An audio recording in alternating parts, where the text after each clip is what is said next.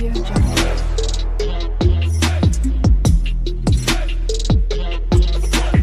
Audio Jungle. Hi friends, welcome to Eliza study point. आज आम political science honours रो core 7 रे थिबा पाश्चात्य राजनैतिक चिंतन 1 western political thought 1 semester 3 NEP batch. तो से संपर्क रे आज क्लास 1 टी को आरंभ करिबा एवं यूनिट 1 आरंभ करिबा। तो पूर्व क्लास रे आमे यार सिलेबस संपर्क रे आलोचना करि सारिछंती। यूनिट 1 रे थिबा ग्रीक राजनैतिक चिंतन तार फास्ट प्लाटो। तो तांको पूर्वरु आमे तो ग्रीक राजनैतिक चिंतन कौन, राजनैतिक पाश्चात्य राजनैतिक कौन, राजनैतिक चिंतन एवं राजनैतिक दर्शन मध्य पार्थक्य कौन से संपर्क रे आगे आमे बेसिक क्लियर करवा। देन आमे प्लाटो अरिस्टोटल तांको विषय पढ़िबा। तो आज क्लास रहइबो बेसिक, जोड़ा कि नियति भाव इम्पोर्टेंट रही। तो चलतु आरंभ करवा। ग्रीक पॉलिटिकल थॉट, ग्रीक राजनैतिक चिंतन। राजनैतिक चिंतन एवं राजनैतिक दर्शन शब्दर प्रयोग अदल बदल करी गोटे अन्यटी पई व्यवहृत हुए। तो जानिछंती राजनैतिक चिंतन एवं राजनैतिक दर्शन प्रायतः समान अर्थ अटे। राजनैतिक चिंतनर आरंभ सेठी होइथे जेउंटी वर्तमान राजनैतिक व्यवस्था को बदलाई नुआ वैकल्पिक राजनैतिक व्यवस्था अणाजिबा निमंते संभावना सृष्टि करा जाइथाय। राजनैतिक चिंतन ग्रीस रु आरंभ होई समग्र विश्वर विभिन्न राष्ट्र मानकरे प्रवेश करिछि। तो राजनैतिक चिंतन केउठारे प्रथम आरंभ होइतिला ना ग्रीस देश रे। देन सबु देश रे ता प्रभाव होइछि। तो एटा हमें तार किछि इंट्रोडक्शन जानले कि ग्रीक राजनैतिक चिंतन कौन। पाश्चात्य राजनैतिक दर्शनर मुख्य वैशिष्ट्य तार 5टी मुख्यतः वैशिष्ट्य अच्छी। से 5टी पॉइंट आम आलोचना करवा। तो कौन तार वैशिष्ट्य अच्छी पाश्चात्य राजनैतिक दर्शनर मुख्य वैशिष्ट्य। मुझार नोट्र पीडीएफ एवं बुक्र पीडीएफ मु टेलीग्राम चैनल रे देदेवी। तो आपण मैंने सेठारे जॉइन हुंतु। डिस्क्रिप्शन रे तार लिंक दिया जाइछि। तो प्रथम पॉइंट कौन अच्छी ना विद्यमान व्यवस्था ठारू पृथक होई एवं नूतन दर्शनर पृष्ठभूमि द्वारा वर्तमान नीति को प्रभावित करवा, बदलाइबा और संशोधित करवा पई नूतन चिंताधारा विश्वास एवं प्रस्तावर प्रतिपादन करवा। तो पाश्चात्य राजनीति दर्शन एक मुख्य वैशिष्ट्य कौन ना आम को किसी नूतन चिंताधारा को प्रवेश करवा, ताकू पुरातन को संशोधित करवा। नेक्स्ट राजनीतिक सिद्धांत राष्ट्र क्षमतार पृथकीकरण प्रतिनिधित्वर विभिन्न प्रकार राजनीतिर अन्य सामाजिक विज्ञान सहित संपर्क इत्यादि विषय सहित संपर्कित तत्व बा सिद्धांत भली राजनीतिक ढांचा एवं अनुष्ठान सह यह संपर्क रखी थाए। तो राजनीतिक चिंतन कहा सहित संपर्क रखी थाए ताहा आलोचना करागला सेकेंड पॉइंट रे। नेक्स्ट राजनैतिक दर्शनर प्रामाणिकतार अनुसंधान रे एक बृहत राजनैतिक ढांचा रूप रे यह एक तुलनात्मक विषय उपलब्धि करा जायथे। तो पाश्चात्य राजनैतिक दर्शन एक तुलनात्मक विषय उपर उपलब्ध करा जायथे। फोर्थ पॉइंट राजनीति चिंतन राजनीति विज्ञानर मूल भाग अटे। यह राजनीति विज्ञान को मूल सिद्धांत कल्पना प्रस्ताव उपाय एवं माध्यम जोगाई थाए, जहाद्वारा यह निजको अधिक समृद्धि करे। लास्ट पॉइंट पाश्चात्य शास्त्रीय राजनीतिक दर्शन भारतीय और चीन राजनीतिक दर्शन आदि विभिन्न सभ्यता सहित आरंभ और विकसित होइथिला। तो पाश्चात्य शास्त्रीय राजनीतिक दर्शन भारतीय चीन राजनीतिक दर्शन रु विकसित होइथिला। एही कारणरू यह विभिन्न प्रकार राजनीतिक सिद्धांतर तुलनात्मक अध्ययन थिला। तो एतिक थिला तार वैशिष्ट्य पाश्चात्य राजनीतिक दर्शनर किछि मुख्य वैशिष्ट्य। नेक्स्ट अछि राजनीतिक चिंतन पॉलिटिकल थॉट कौन। आमे पढ़ुचंदी कौन ना राजनीतिक चिंतन जेपरिक ପ୍ଲାଟୋ ଅଛନ୍ତି, ଆରିଷ୍ଟୋଟଲ ଅଛନ୍ତି, ମେଗାସ୍ଥିନିସ୍ ଅଛନ୍ତି, ବେନ୍ଥାମ୍ ଅଛନ୍ତି, ତ ସେମାନେ। ତ ଆମେ ତା ପୂର୍ବରୁ ଜାଣି ରଖିବା ଉଚିତ ଯେ ପଲିଟିକାଲ ଥଟ୍ କ'ଣ। ଅନେକ ରାଜନୈତିକ ଦାର୍ଶନିକମାନଙ୍କ ଚିନ୍ତାଧାରା ଗୁଡ଼ିକର ବିବରଣୀ ରାଜନୈତିକ ଦର୍ଶନରେ ସାମିଲ ହୋଇଥାଏ। ଏହା ରାଜନୀତି, ରାଷ୍ଟ୍ର ଏବଂ ସରକାର ସମ୍ବନ୍ଧରେ ଦାର୍ଶନିକମାନଙ୍କ ଦ୍ୱାରା ବ୍ୟକ୍ତ କରାଯାଉଥିବା ଚିନ୍ତାଧାରାର ମୋଟ ଅବଦାନ ଅଟେ। ରାଜନୈତିକ ପରମ୍ପରାର ଚିନ୍ତାନାୟକମାନଙ୍କ ଦର୍ଶନର ବିବରଣୀ, ବିଶ୍ଳେଷଣ, ଅଭିବ୍ୟକ୍ତି ଏବଂ ମୂଲ୍ୟାଙ୍କନ ରାଜନୈତିକ ଦର୍ଶନରେ ହୋଇଥାଏ। ତ ରାଜନୈତିକ ଦର୍ଶନରେ କ'ଣ ସବୁ ହୋଇଥାଏ ଏହା ଆଲୋଚନା କରାଗଲା। ତ ବୁଝିପାରିଲେ ରାଜନୈତିକ ଚିନ୍ତନ କ'ଣ। ନେକ୍ସଟ, ରାଜନୈତିକ ଚିନ୍ତନ ଓ ରାଜନୈତିକ ଦର୍ଶନ। ଏବେ ଆସିବ ଏମାନଙ୍କ ମଧ୍ୟରେ ପାର୍ଥକ୍ୟ କ'ଣ, ଏମାନଙ୍କ ମଧ୍ୟରେ କ'ଣ ପାର୍ଥକ୍ୟ ଅଛି, ତ ଚାଲନ୍ତୁ ଦେଖିବା। ତ ରାଜନୈତିକ ଦର୍ଶନର ପ୍ରକୃତି ଐତିହାସିକ ଅଟେ, କାରଣ ଏହାର ବର୍ଣ୍ଣନା ଇତିହାସ ରୂପରେ ବର୍ଣ୍ଣନା କରାଯାଇଥାଏ। ତ ଦର୍ଶନଟା କ'ଣ ନା ଇତିହାସ ରୂପରେ ବର୍ଣ୍ଣନା କରାଯାଇଥାଏ ଏବଂ ଏହା ଐତିହାସିକ ଅଟେ। ସେପରି ରାଜନୈତିକ ଦର୍ଶନ ମୂଲ୍ୟ ଓ ନମୁନା ଚିହ୍ନିବା ପାଇଁ ଚେଷ୍ଟା କରେ। ମୂଲ୍ୟ ଏବଂ ନମୁନା ଚିହ୍ନିଥାଏ କିଏ ନା ରାଜନୈତିକ ଦର୍ଶନ। ଏହି ମୂଲ୍ୟ ଓ ନମୁନା ଗୁଡ଼ିକ ଏକ ବିଶିଷ୍ଟ ରାଜନୈତିକ ସିଦ୍ଧାନ୍ତର ଅଙ୍ଗ ହୁଅନ୍ତି।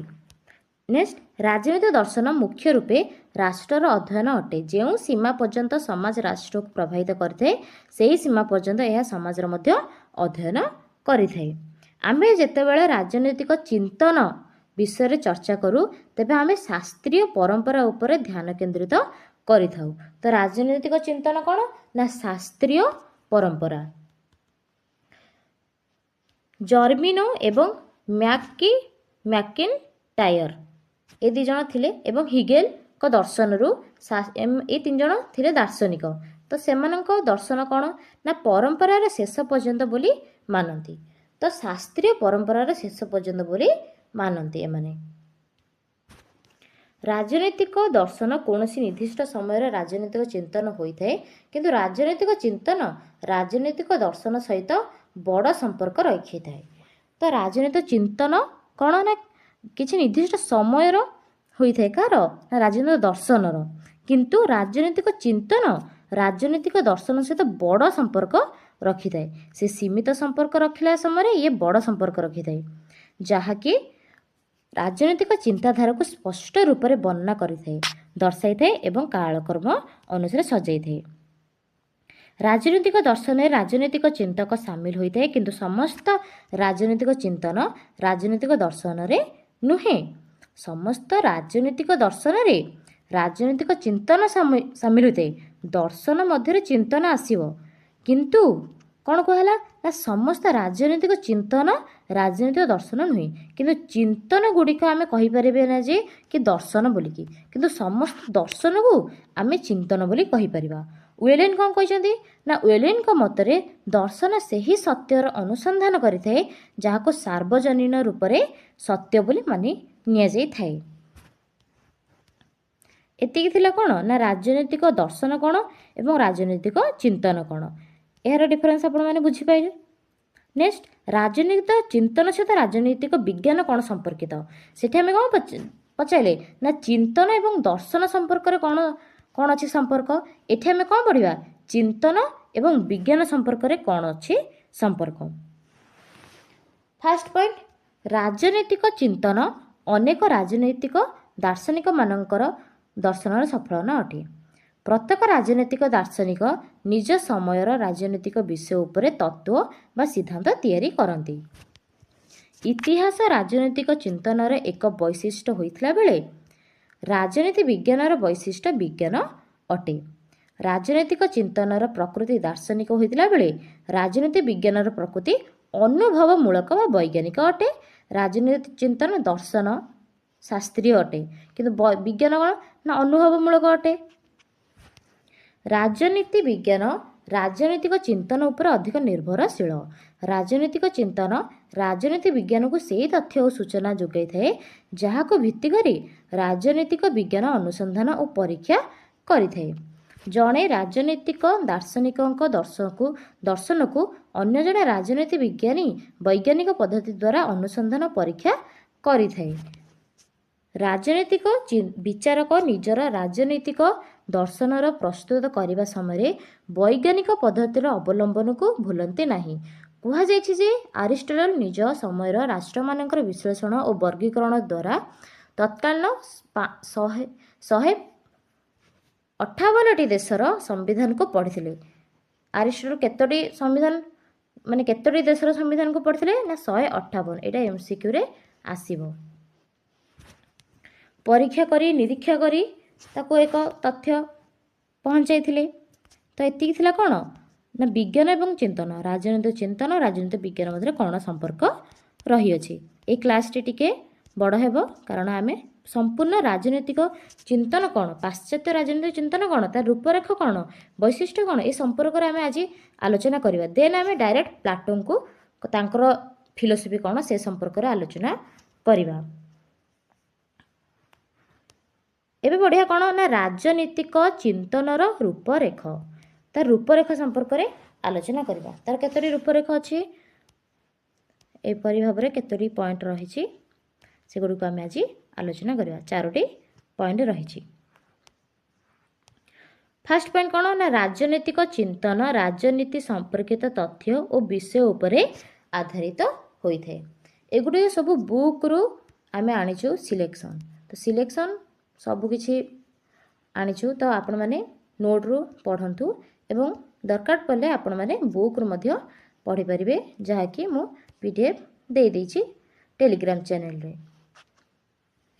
ତ କ'ଣ କୁହାହେଲା ନା ଅନେକ ରାଜନୈତିକ ଦାର୍ଶନିକମାନଙ୍କ ଦ୍ୱାରା ଦିଆଯାଇଥିବା ରାଜନୈତିକ ଅନୁଷ୍ଠାନ, ରାଜନୈତିକ ଘଟଣା ଏବଂ ରାଜନୈତିକ କାର୍ଯ୍ୟକଳାପ ସହିତ ସମ୍ବନ୍ଧିତ ଘଟଣାର ଆରମ୍ଭ ଓ ବିକାଶ ବୃତ୍ତାନ୍ତକୁ ରାଜନୈତିକ ଚିନ୍ତନ ସାମିଲ କରିଥାଏ।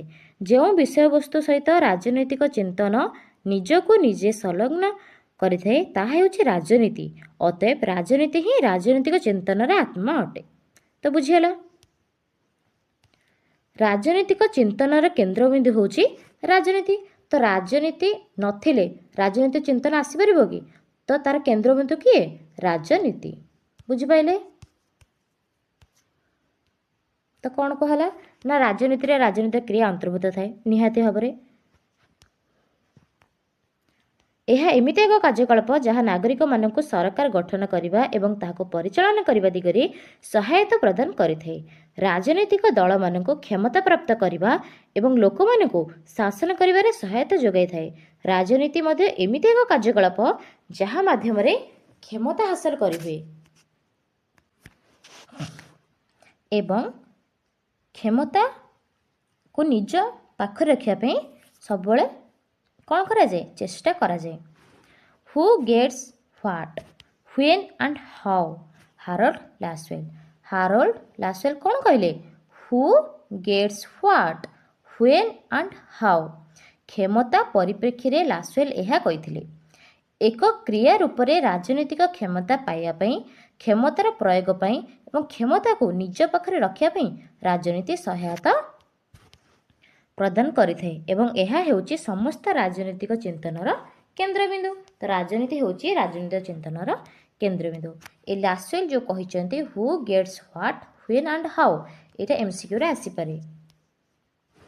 ନେକ୍ସଟ 3 ନମ୍ବର ପଏଣ୍ଟ କ'ଣ ଥିଲା ନା ରାଜନୈତିକ ଚିନ୍ତନ ରାଜନୈତିକ ସମ୍ପର୍କିତ ବିଷୟ ଅଟେ। ରାଜନୈତିକ ଚିନ୍ତନ ରାଜନୀତି ସମ୍ପର୍କିତ ବିଷୟ ମଧ୍ୟ। ଯେତେବେଳେ ଆମ୍ଭେ ରାଜନୀତିକୁ ଦୀର୍ଘକାଳୀନ ଓ ସ୍ଥାୟୀ ରୂପେ ପ୍ରଦାନ କରିବା ଆଡ଼କୁ ନେଇଯାଉ ସେତେବେଳେ ଆମ୍ଭେ ରାଜନୈତିକ ଚିନ୍ତନ ପାଇଁ ଆଧାର ପ୍ରସ୍ତୁତ କରୁ। ରାଜନୈତିକ ଚିନ୍ତନ ସାଧାରଣ ରୂପେ ରାଜନୀତି, ରାଷ୍ଟ୍ର, ରାଜନୈତିକ କ୍ରିୟା, ରାଷ୍ଟ୍ର ନୀତି ଓ ରାଷ୍ଟ୍ରର କାର୍ଯ୍ୟ ସହିତ ଜଡ଼ିତ ପ୍ରଶ୍ନର ଉତ୍ତର ଦେଇଥାଏ। ରାଜନୈତିକ ଚିନ୍ତନ କେବଳ ରାଷ୍ଟ୍ର ବିଷୟରେ ନୁହେଁ ବରଂ ରାଷ୍ଟ୍ରର ସର୍ବୋଚ୍ଚ ସ୍ୱରୂପ ବିଷୟରେ ମଧ୍ୟ ଆଲୋଚନା କରିଥାଏ। କେବଳ ରାଷ୍ଟ୍ର ସମ୍ପର୍କରେ ନୁହେଁ, ରାଷ୍ଟ୍ରର କ'ଣ ସବୁ ସ୍ୱରୂପ ଅଛି, ତା'ର ବିଶେଷତଃ ଅଛି, ସେ ସମ୍ପର୍କରେ ଆଲୋଚନା କରିଥାଏ। ରାଷ୍ଟ୍ରର ପ୍ରକୃତି, ସରକାରର ସ୍ୱରୂପ, ସରକାରର କାର୍ଯ୍ୟ, ରାଜନୈତିକ କ୍ଷମତାର ପ୍ରକୃତି ସମ୍ବନ୍ଧିତ ଦୈନନ୍ଦିନ ପ୍ରସଙ୍ଗ ଇତ୍ୟାଦି ମଧ୍ୟ ରାଜନୈତିକ ଦାର୍ଶନିକମାନଙ୍କ ଦ୍ୱାରା ଆଲୋଚିତ ହୋଇଥାଏ। ଏକ୍ଜାମ୍ପଲ୍ ଆମେ ନେବା ଯାହାଦ୍ୱାରା ଆପଣମାନେ ବହୁତ ଭଲ ଭାବରେ ବୁଝିପାରିବେ। ଇଂଲଣ୍ଡରେ ଷ୍ଟୁଆର୍ଟ ଶାସନ ସମୟରେ ଘଟିଥିବା ରାଜନୈତିକ ଘଟଣାବଳୀର ଆଧାରରେ ହବ୍ସ ଏବଂ ଲକ୍ ନିଜର ଦର୍ଶନ ପ୍ରସ୍ତୁତ କରିଥିଲେ। ତ ସେତେବେଳେ ଗୋଟେ କୌଣସି ଇଭଲ୍ୟୁସନ୍ ହେଲେ ସମସ୍ତଙ୍କର ମାନେ କ'ଣ ଆଦର୍ଶ ଆସିଥାଏ। ଯେପରି ହବ୍ସ ଏବଂ ଲକ୍ଙ୍କର ଦର୍ଶନ ପ୍ରସ୍ତୁତ ହୋଇଥିଲା। ହବ୍ସ ବ୍ୟକ୍ତି ସ୍ୱାଧୀନତା ଅପେକ୍ଷା କ୍ଷମତା ଅଧିକାର ଉପରେ ଗୁରୁତ୍ୱ ଦେଇଥିଲେ, ବେଳେ ଲକ୍ ଏହାର ଓଲଟା ଅର୍ଥାତ୍ କ୍ଷମତାଧାରୀଙ୍କ ଅପେକ୍ଷା ବ୍ୟକ୍ତି ସ୍ୱାଧୀନତାକୁ ଉଚ୍ଚ ସ୍ଥାନ ପ୍ରଦାନ କରିଛନ୍ତି। ତ ଏଇଟା ହବ୍ସ ଏବଂ ଲକ୍ସଙ୍କର ଏକ ଉକ୍ତି, ଏଇଟା ମନେ ରଖିବେ। 4 କ'ଣ ନା ରାଜନୈତିକ ଚିନ୍ତନ ରାଜନୈତିକ କ୍ରିୟାକୁ ସାମିଲ କରିଥାଏ। ରାଜନୈତିକ ଚିନ୍ତନ ରାଜନୈତିକ କ୍ରିୟାକୁ ମଧ୍ୟ ସାମିଲ କରିଥାଏ। ନା ରାଜନୈତିକ ଚିନ୍ତନ ସେହି କ୍ରିୟାମାନଙ୍କ ଅଧ୍ୟୟନ କରିଥାଏ ଯେଉଁଗୁଡ଼ିକର ଉଦ୍ଦେଶ୍ୟ ଜାଣିବା ପାଇଁ ଚେଷ୍ଟା କରିଥାଏ, ସେହି ପ୍ରକ୍ରିୟାକୁ ଆକାର ପ୍ରଦାନ କରିଥାଏ ଏବଂ ନୂଆ ଧାରଣ ସୃଷ୍ଟି କରିଥାଏ। ରାଜନୀତି ଆମ୍ଭକୁ ରାଜନୈତିକ କ୍ରିୟାର ଲେଖା ପ୍ରଦାନ କରିଥାଏ। ରାଜନୈତିକ ଚିନ୍ତନ ଆମକୁ ରାଜନୈତିକ ଶିକ୍ଷା ପ୍ରଦାନ କରିଥାଏ। ରାଜନୀତି ରାଜନୈତିକ ଚିନ୍ତନ ପାଇଁ ରାସ୍ତା ପ୍ରସ୍ତୁତ କରିଥାଏ ଏବଂ ରାଜନୈତିକ ଚିନ୍ତନ ରାଜନୀତିର ଭବିଷ୍ୟ ପାଇଁ ମାର୍ଗ ଦର୍ଶାଇଥାଏ। ଉଦାହରଣ ସ୍ୱରୂପ ମାର୍କ୍ସଙ୍କ ରାଜନୈତିକ ତତ୍ତ୍ୱ ରୁଷରେ ସମାଜବାଦୀ ବିପ୍ଳବର ଆରମ୍ଭ ପାଇଁ ପ୍ରେରଣା ଦେଇଥିଲା ଏବଂ ସୋଭିଏତ ସଂଘ ଅର୍ଦ୍ଧ ବିକଶିତ ବିକାଶଶୀଳ ଦେଶମାନଙ୍କର ସମାଜବାଦୀ ଆନ୍ଦୋଳନ ପାଇଁ ମାର୍ଗ ଦର୍ଶାଇଥିଲା। ତ ଏତିକି କ'ଣ ନା ଏଇ 4ଟି ପଏଣ୍ଟ। 5 ମାର୍କ ଆସିପାରିବ। ରାଜନୈତିକ ଚିନ୍ତନର ରୂପରେଖ ସମ୍ପର୍କରେ ଆଲୋଚନା କର। ପାଶ୍ଚାତ୍ୟ ରାଜନୈତିକ ଚିନ୍ତନର ପ୍ରକୃତି ଓ ବିଷୟବସ୍ତୁ, ଏଇଟା ଲାଷ୍ଟ ପଏଣ୍ଟ। ରାଜନୈତିକ ଚିନ୍ତନର ଅଧ୍ୟୟନ ଇତିହାସର ଅନୁପସ୍ଥିତିରେ କରାଯାଇପାରିବ ନାହିଁ। ଜଣେ ରାଜନୈତିକ ଦାର୍ଶନିକଙ୍କ ରାଜନୈତିକ ଦର୍ଶନ ତାଙ୍କର ଜୀବନ ଯୁଗରୁ ସୃଷ୍ଟି ହୋଇଥାଏ। ଜଣେ ଦାର୍ଶନିକଙ୍କ ଦର୍ଶନ ତାଙ୍କ ସମୟର ଇତିହାସ ଠାରୁ ଅଲଗା କରାଯାଇପାରିବ ନାହିଁ। ପ୍ଲାଟୋ ଜଣେ ଆଦର୍ଶବାଦୀ ରାଜନୈତିକ ଦାର୍ଶନିକ ହୋଇଥିଲେ ମଧ୍ୟ ତାଙ୍କୁ ଦେଶ କାଳ ଠାରୁ ଅଲଗା କରାଯାଇପାରିବ ନାହିଁ। ତାଙ୍କର ରାଷ୍ଟ୍ରମାନଙ୍କ ବର୍ଗୀକରଣରୁ ପ୍ରମାଣିତ ଯେ ସେ ସେହି ସମୟରେ ବିଦ୍ୟମାନ ଥିବା ରାଷ୍ଟ୍ର ଆଧାରରେ ଶିକ୍ଷା ପ୍ରଣାଳୀକୁ ସେହି ସମୟର ଏଥେନ୍ସ ଓ ସ୍ପାର୍ଟାରେ ବିଦ୍ୟମାନ ଥିବା ଶିକ୍ଷା ବ୍ୟବସ୍ଥା ଆଧାରରେ ପ୍ରସ୍ତୁତ କରିଥିଲେ। ସେତେବେଳେ ସମୟ ଦ୍ୱାରା ସିଏ ପ୍ରସ୍ତୁତ କରିଥିଲେ, କିନ୍ତୁ ତାଙ୍କର ଇତିହାସକୁ ଆମେ ଭୁଲିପାରିବା କି? କେବେ ଭୁଲିପାରିବା ନାହିଁ। ପାଶ୍ଚାତ୍ୟ ରାଜନୈତିକ ପୁସ୍ତକ ନୂଆ ନୂଆ ତଥ୍ୟ ପ୍ରଦାନ କରିଥାଏ। ରାଜନୈତିକ ଚିନ୍ତନର ପୁସ୍ତକ ଗୁଡ଼ିକରୁ କେବଳ ପରାମର୍ଶ ମିଳେ ନାହିଁ, ବରଂ ପ୍ରେରଣା ମିଳିଥାଏ। ଅତଏବ ପାଶ୍ଚାତ୍ୟ ରାଜନୈତିକ ଚିନ୍ତନ ବସ୍ତୁନିଷ୍ଠ, ଜ୍ଞାନାତ୍ମକ, ନୈତିକ, ଶିକ୍ଷାପ୍ରଦ ଅଟେ। ତ ଏତିକି ଥିଲା ଆଜିର କ୍ଲାସ୍। ନେକ୍ସଟ କ୍ଲାସ୍ରେ ଆମେ ପ୍ଲାଟୋଙ୍କର ଆଦର୍ଶ ରାଷ୍ଟ୍ରର ଧାରଣା ଏ ସମ୍ପର୍କରେ ଆଲୋଚନା କରିବା। ତ ଏହି କ୍ଲାସ୍ଟି ଆପଣମାନଙ୍କୁ କିପରି ଲାଗିଲା ନିଜର ମତାମତ କମେଣ୍ଟ ବକ୍ସରେ ଦେବେ। ଏବଂ ଆପଣମାନେ ଆଉ କିଛି ନୂତନ କ୍ଲାସ୍ ଚାହୁଁଛନ୍ତି ତ ଆପଣମାନେ ନିଜର ମତାମତ କମେଣ୍ଟ ବକ୍ସରେ ନିଶ୍ଚିତ ଦେବେ। ତ ଯେଉଁମାନେ ଟେଲିଗ୍ରାମ ଚ୍ୟାନେଲରେ ଜଏନ୍ ହୋଇନାହାନ୍ତି ସେମାନେ ଜଏନ୍ ହୋଇଯାଆନ୍ତୁ ଏବଂ ଲାଇକ୍, ସେୟାର ଆଣ୍ଡ ସବସ୍କ୍ରାଇବ୍ କରିବାକୁ ଜମାରୁ ଭୁଲିବେ ନାହିଁ। ତ ଦେଖା ହେବ ନେକ୍ସଟ କ୍ଲାସ୍ରେ। ରହିଲି, ଜୟ ଜଗନ୍ନାଥ।